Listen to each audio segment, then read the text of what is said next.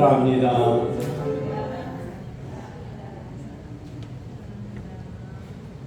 손 한번 잡아보겠습니다. 이때는 사랑합니다.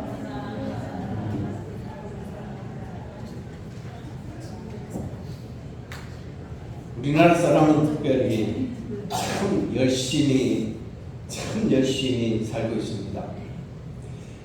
그러다 보면은 지치고 힘들게 되어지죠. 그러면 스스로에게도 칭찬하고 스스로에게 또 위로도 해주고 스스로에게 선물도 줄 때도 있습니다. 그렇게 해서 힘내서 또 세상을 살아가고 있습니다. 그렇게 살다 보면 어느 때는 또 거울에 머리가 하얀 부인이 서 있게 되어지고 또 그러다 보면은 다리에 힘없고 그러다 보면 주의 부름을 받게 됩니다. 우리가 이렇게 열심히 사는 모습은 참으로 칭찬받을 만합니다. 그리고 스스로에게 칭찬해 줄만 하다고 저는 생각합니다. 그런데 우리가 그렇게 사는 삶을 우리 주님도 칭찬하실까? 한번 생각해 볼 필요가 있습니다. 나는 그렇게 열심히 살고 나를 위하여 지친 나에게 위로도 해주고 그리고 힘내라 얘야 힘내라 이렇게 이야기도 하면서 힘내서 살고 그러다 보면 파파 노인이 되어 이런데 그렇게 열심히 살았다 참 난 열심히 살았다 이렇게 짜장면 한 그릇 제대로 못 먹으면서 이렇게 열심히 모으면서 사는 우리에게 주님은 잘 살았다 수고하고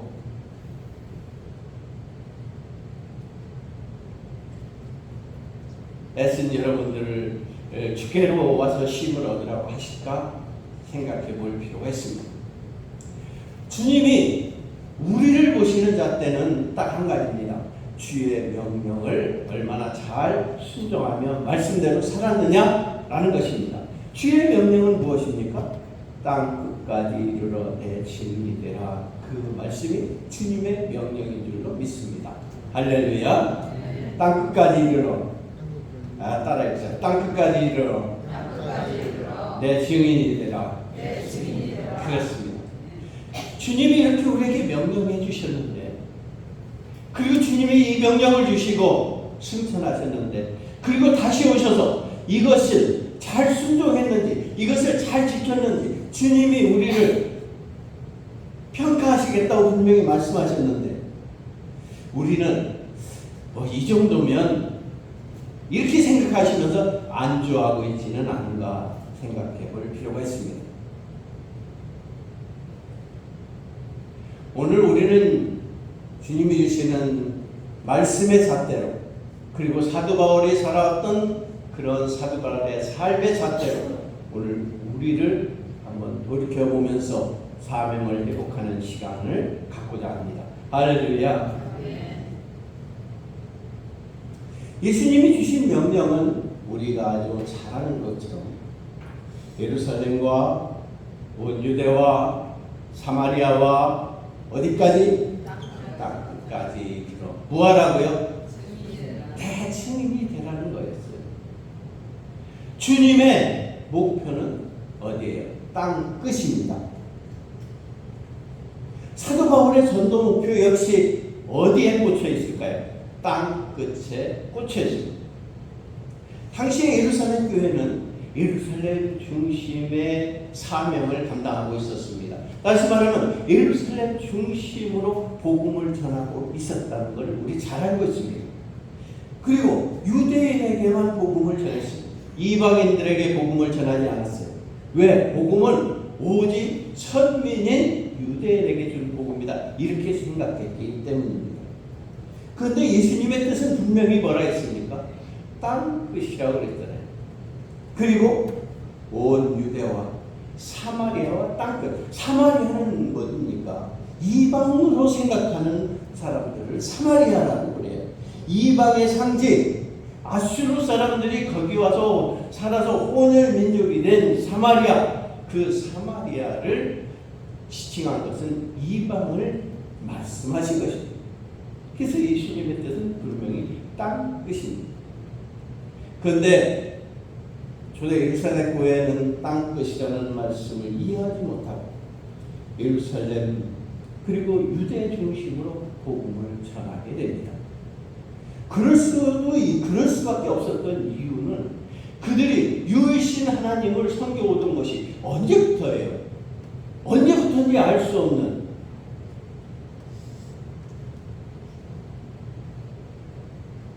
아브라함 때부터 따져도 2000년 이상 유일한 하나님만 섬겨왔는데, 그리고 유대인의 하나님,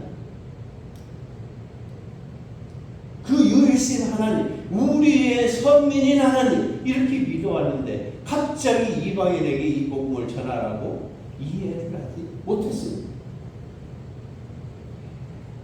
그래서 유대인들은 초대교회 예루살렘 교회는 예루살렘 중심으로 그리고 유대인 중심으로 복음을 전하는 그런 상황이 있습니다.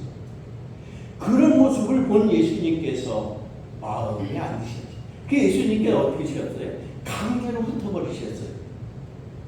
강제로 어떻게 흩었어요? 예루살렘에 있는 모든 예루살렘 교회를 폭파시켜버렸어요. 어떻게? 흩어지지 않고는 도저히 살 수 없는 강력한 핍박을 받도록 했습니다. 그래서 예루살렘에 살던 예루살렘 교회에 살던 백신분들을 비롯한 많은 성도들은 세계 각지로 흩어질 수밖에 없었습니다. 왜? 그들이 안 흩어지고도 예루살렘에 살 수 있었어요. 근데 예루살렘에 살려면 무엇을 믿어야 돼? 유대교를 믿어야 돼. 근데 예루살렘에 살면서 예수 그리스도를 믿으며 십자가를 증거할 수 있습니까? 그럴 수 없기 때문에 이방으로 다 예국으로 흩어지게 되었습니다. 그래서 예국으로 다 흩어지면서 그들이 거기 가서 뭐 했습니까? 거기에서 예수는 그리스도시요 예수는 우리의 구원자라고 증거하며 거기서 십자가를 증거하며 거기서 예수를 믿는 삶을 살게 되었습니다. 그래서 복음은 땅끝까지 전파하게 되었습니다. 사도 바울이 이 일을 위하여 전도 여행을 3번을 떠나게 됩니다. 첫 번째, 두 번째는 소아시아를 중심으로 전도 여행을 떠나게 되죠. 소아시아라고 하면은 지금의 뭐 튀르키예나 터키나 이런 데를 말하고 있습니다. 세 번째 전도 여행까지 떠나며 땅끝까지라고 생각한 로마에까지 결국 복음 전하기 위하여 갑니다. 오늘 사도 바울을 본받아 주의 명령대로 사명을 잘 감당하는 우리 장교회 여러분들 되기를 주의 이름으로 축원합니다. 사명을 잘 감당한다. 그 사명이라는 것이 무엇입니까? 간단해. 복음을 전하는 것이죠. 복음을 전하는 것이 무엇이라고요? 예수 믿고 천국 가자. 이렇게 전하는 거예요. 할렐루야. 그것도 힘들면 교회 가자. 이렇게 전하면 되는 줄로 믿습니다. 할렐루야. 따라해봅시다. 예수 믿고 천국 가자. 그렇습니다. 그 사람이요, 내가 전도하는 그 사람이요, 안 들어도 괜찮아요. 그 말을 무시해도 괜찮아요. 우리의 사명은 뭐하는 게 사명이에요? 전하는 게 사명이에요. 할렐루야. 그 사람이 안 들어도 괜찮고, 그 사람이 내 말을 무시해도 괜찮고, 내가 이 말을 전할 때 그 사람이 귀를 막아도 괜찮아요. 우리의 사명은 전하는 게 사명이라고 했잖아요. 그 사람을 예수 믿게 하고 감동시키는 것은 주의 성령이 하셔야 할 수 있는 일이에요. 우리의 사명은 전하는 게 사명인 줄로 믿습니다. 할렐루야. 그러니까 옆에 내가 전해야 될 그 사람이 안 들어도 무시해도 어제도 무시하고 그제도 무시하고 10년 동안 20년 동안 내 말을 무시해도 나는 오늘도 전해야 되는 게 우리에게 주신 사명인 줄로 믿습니다. 그렇게 잘하고 있는 줄로 믿습니다. 아멘이 너무 찍었어. 그렇습니다. 잘하고 있어야 될 줄로 믿습니다. 예, 그래요. 그냥 터미널에 여기에 장암에 버스 타러 나오시잖아. 그러면은 거기에 모르는 분도 있고 다 아는 분도 있고 또 어떠다 보면은 예국이 묻어 있고 그렇잖아요. 그러면은 예수 믿으십시오. 이렇게 그냥 하는 거예요. 쉬워요, 어려워요? 그렇게 어렵진 않아요. 한번 해보세요. 예수 믿으십시오. 이렇게 하는 거예요. 그냥 인사, 안녕하세요. 이렇게 하듯이 한번 처음에는 그렇게 시작하는 거예요. 한번 해보시죠. 예수 믿으십시오. 네, 한번 해보세요.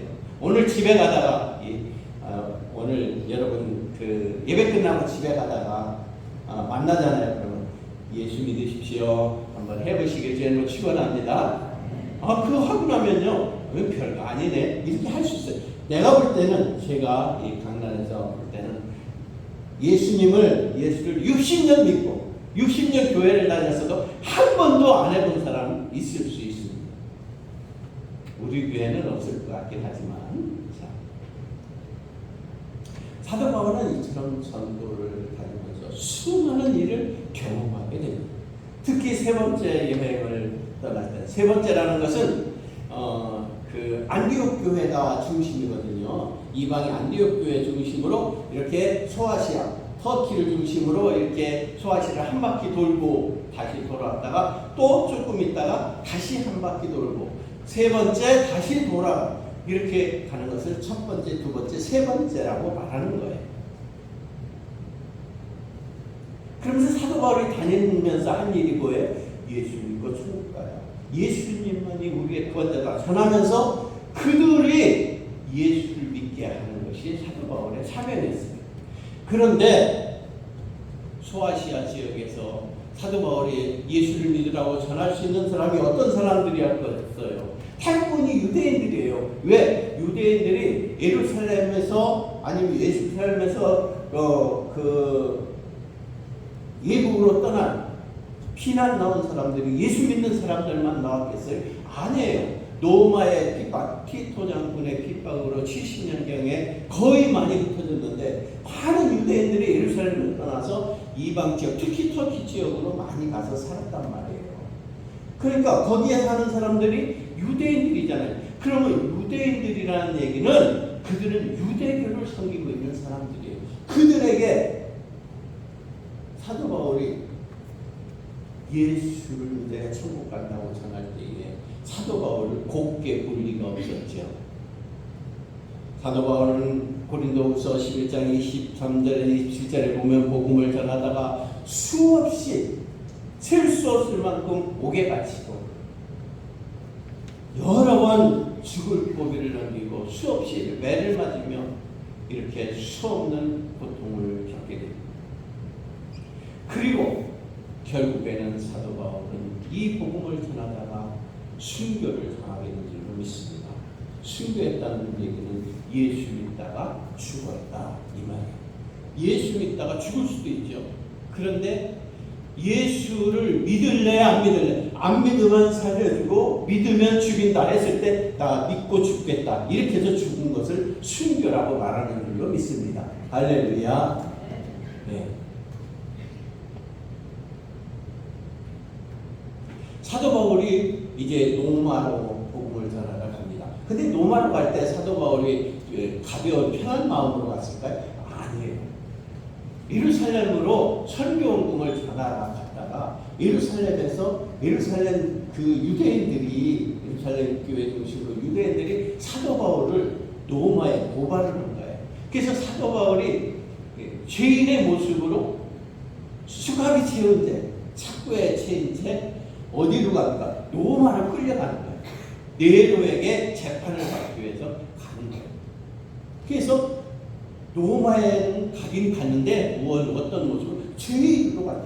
그런데 로마에 가서 로마인들이 보니까 쉽게 말하면 네로가 봤을 때에 그렇게 죽을 죄인은 아니잖아요. 그래서 사도 바울을 가택연금을 시켰습니다. 가택연금이 무엇이죠? 집에서 나오지 말고 집에서만 네 집에서만 살아라. 가택연금을 시킵니다. 가택연금을 시키니까 사도 바울이 답답하잖아요. 근데 사람들을 모고 갈 수 있었어요. 그래서 많은 사람들이 거기 와서 복음을 듣고 그리고 예수님의 제자 사도 바울의 제자들이 와서 복음을 듣고 그리고 말씀을 배우는 거예요. 그리고 사도 바울이 그래도 답답해 안 돼. 그러면 사도 바울이 거기서 편지를 써서 전도의 사명을 다한 줄 믿습니다. 오늘 여기까지 다음 시간에 이어서 하겠습니다. 사랑하는 성도 여러분, 우리는 참 열심히 살고 있습니다. 그리고 앞으로도 죽을 때까지 참 열심히 살 거예요. 그런데 그 열심히 사는 삶을 나는 칭찬하는데 나는 칭찬하는데 예수님도 나를 칭찬하실까 한번 돌이켜 보시면서 여러분 주신 사명 잘 감당하고 승리하는 여러분 되기를 주님으로 축원합니다. 우리 함께 기도하겠습니다. 함께 기도할 때에 하나님 내가 주신 사명을 잘 감당했는지 이 시간에 회개하는 시간을 가지면서 다시 사명을 회복하고자 전당하고 이 시간에 기도하겠습니다. 은혜를 주신 아버지 하나님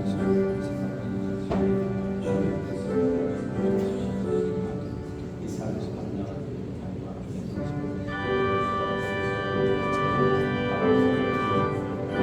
하나님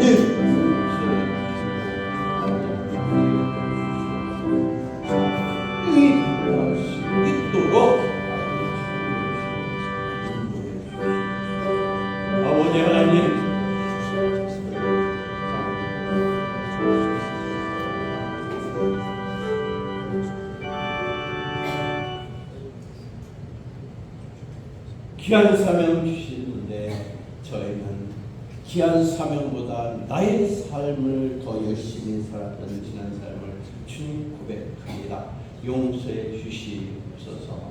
주께서 주신 사명 잘 감당하여 칭찬받는 귀한 복 있는 성도들에게 축복해 주옵소서. 예수님의 이름을 축복하며 기도하옵나이다. 광고 드리겠습니다. 오늘 주일날 예배는 7월 선교 주일로 드렸습니다. 선교하는 교회와 목회자들 위하여 여러분 중보 기도해 주시고, 여러분들이 선교하는 것은 오늘 주님이 주신 사명, 내가 예수님대로 전하지 못할지라도 내가 예수님대로 전하는 그들에게 내가 동참하는 것인 줄로 믿습니다. 긴 장마에 여러분 건강에 유의하시기를 특별히 부탁을 드립니다. 이순희 권사님은 이제 어느 정도 거동하셔서 스스로 혼자 화장실 출정도는 하시는 걸로 알고 있고, 아마도 8월 초에는 퇴원 하셔서 집으로 오실 것으로 보여집니다.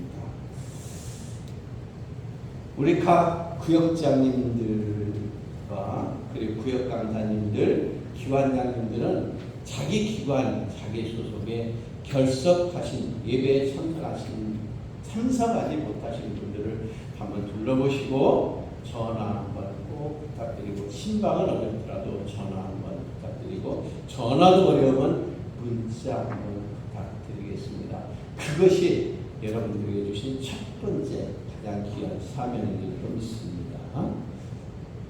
목사가 성도가 없으면 아무 의미 없고, 교회가 성도가 예수 믿는 사람이 없으면 교회일 수 없듯이 기관이나 구역도 마찬가지예요.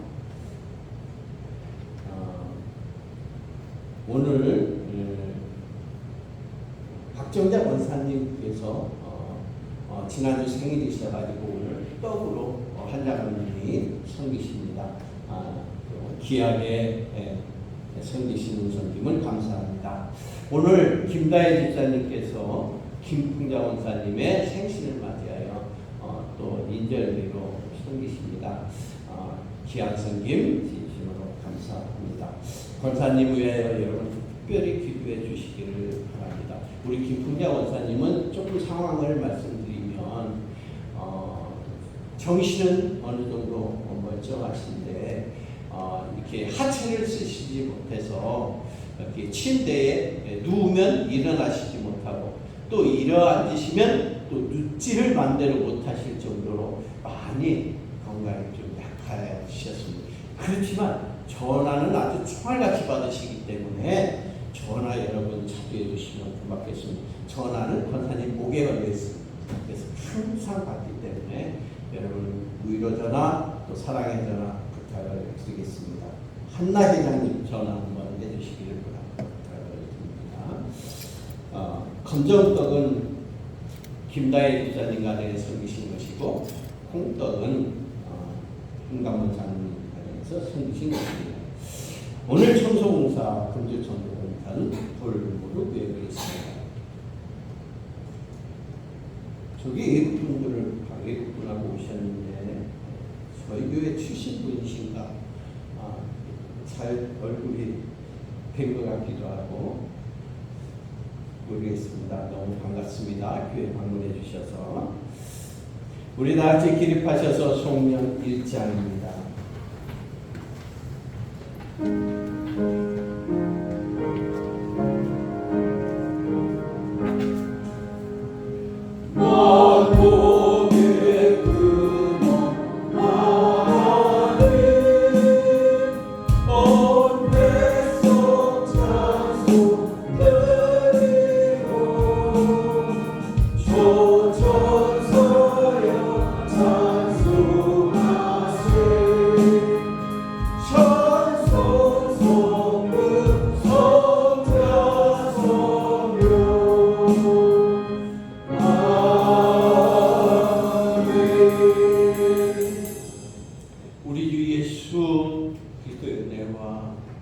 하나님 아버지의 크고 극진하신 사랑하심과 성령의 내주교통 충만 역사 인도하심이 오늘 주께서 주신 사명 잘 감당하기를 결단하는 심령들 머리머리 위에와 병중에 이렇게 또 병원에 있는 사랑하는 심령 머리 위에와 또 집에서 요양하는 심령 위에 지금도 영원토록 함께 하시길 간절히 축원하옵나이다. 아멘.